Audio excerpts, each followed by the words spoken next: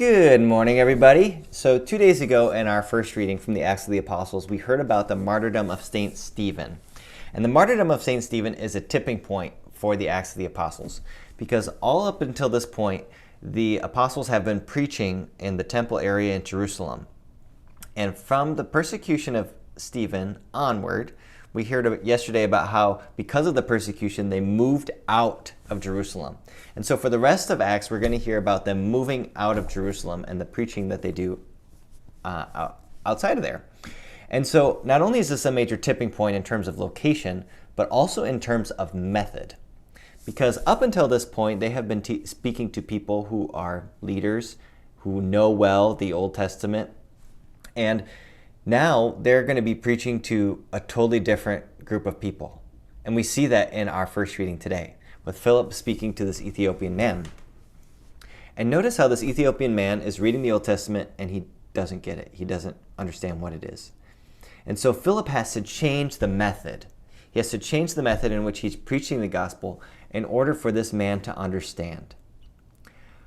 What a great reminder for us that we are always, as people who proclaim the good news, have to look at different modes or methods of preaching the good news. The message doesn't change, but the way in which we preach it does. Just like our world, we're not the same as it 50 years ago, 40 years ago, 15 years ago, 10 years ago, 5 years ago, as it is today. We have to always look at how we too can make it easy for people to come and understand the good news, how they can have a relationship with Jesus. But notice also how this Ethiopian man says, look, what's to prevent me from being baptized? And Philip does it right there in that moment. I think this reading also challenges us to look at ways to make it simple for people to come to belief, to make it as uninhibited, unhindered as possible. And sometimes we can make it really complicated for people to come to know Jesus. Parishes are sort of notorious for that. Maybe you've been like me and you've been at different places for Mass, and there comes an announcement.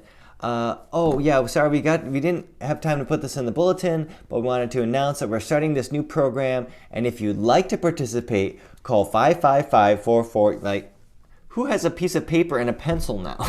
Or, oh, we're starting this new initiative. After Mass, go grab a bulletin. In the bulletin, there will be a time you can call. You need to call the office during these hours to register for this thing. You're also going to need to stop by the office to pay so much to register for this thing that's going to start on Monday.